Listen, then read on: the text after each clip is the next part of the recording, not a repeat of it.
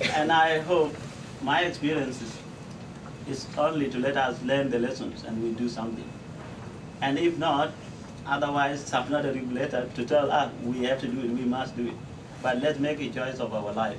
And that is a simple thing that we can do. Thank you for your listening.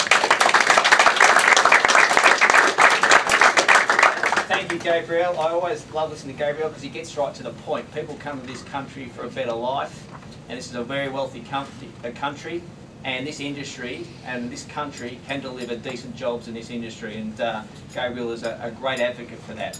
Our last speaker is Luke Martin, another one of our activists, and I'd like to hand over to Luke because he also wants to talk about the type of issues that workers are confronting, not just in the processing area, but also in the supply chain all the way back to the broiler farms where Luke works.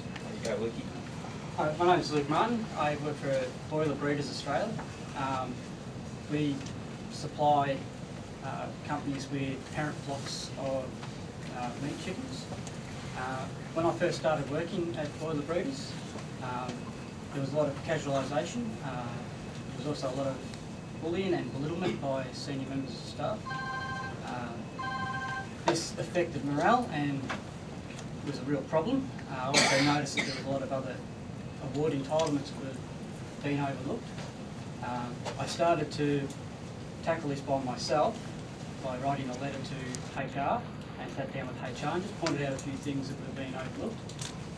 Some of those things have been fixed. After that, a co-worker said, why don't we contact the NUW? He did that. Once we met with one of the organisers, a few of us signed up, and we've been growing our membership and becoming more organised, and since then we've actually sat down with management once again and asked to be made permanent and explained to them that we work permanent jobs. Even though we're casual, we're still there 40 hours a week, so that gave us precedence to be asking for permanent work. Also asked for a lot more conditions. At this stage they knew that we were part of the union and that we were going to be organised, and because we knew what we were talking about, we even had to explain to our managers how we could be made permanent, and they didn't realise that maybe we could be. And since then there's been quite a few of us being put on as permanent, and some of our conditions have been improved. It's still a work in progress, but we're getting there. And I'd like to pledge my support to the poultry campaign and better jobs for better chicken. Thank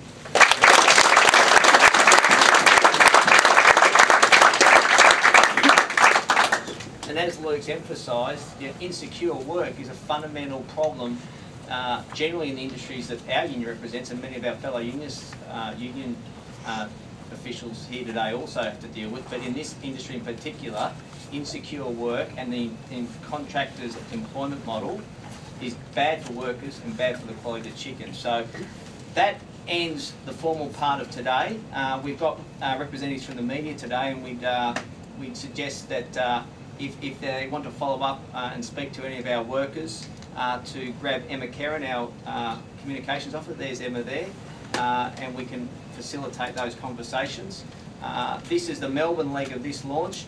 Sam Roberts, who's the General Branch Secretary, looks after all our poultry industry in South Australia and Western Australia. Will seek to do this in the South Australian leg not too far away. But this is an important project for us, and we're going to continue working at it till we get decent jobs for better chicken in this country. So thank you everyone for coming in today.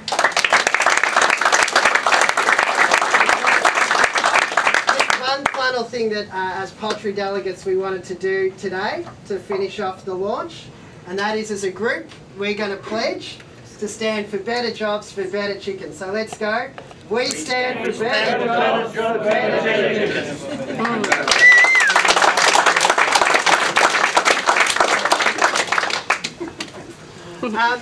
So